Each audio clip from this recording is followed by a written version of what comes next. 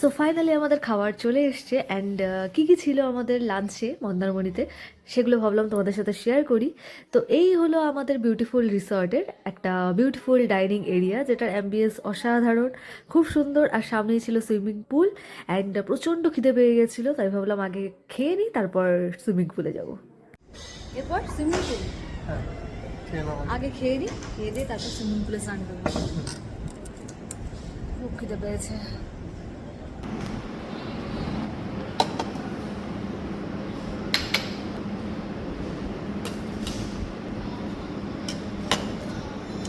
এটা কি আছে?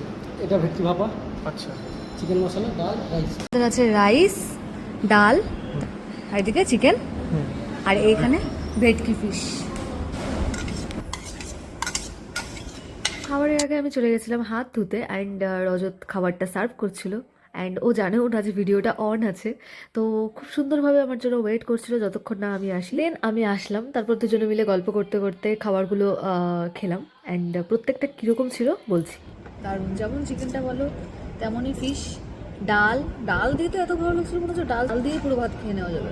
যেমন রিসর্ট ভালো তেমন খাবার কোয়ালিটিও অসাধারণ। যাই হোক, খেয়ে দিয়ে কিছুক্ষণ রজতার আমি গল্প করছিলাম, তারপর বেরোবো এখন আবার। কোথায় যাচ্ছি তোমাদের সাথে সবটা শেয়ার করবো। চলো আজকের জন্য ভিডিও এখানেই শেষ করছি, টাটা।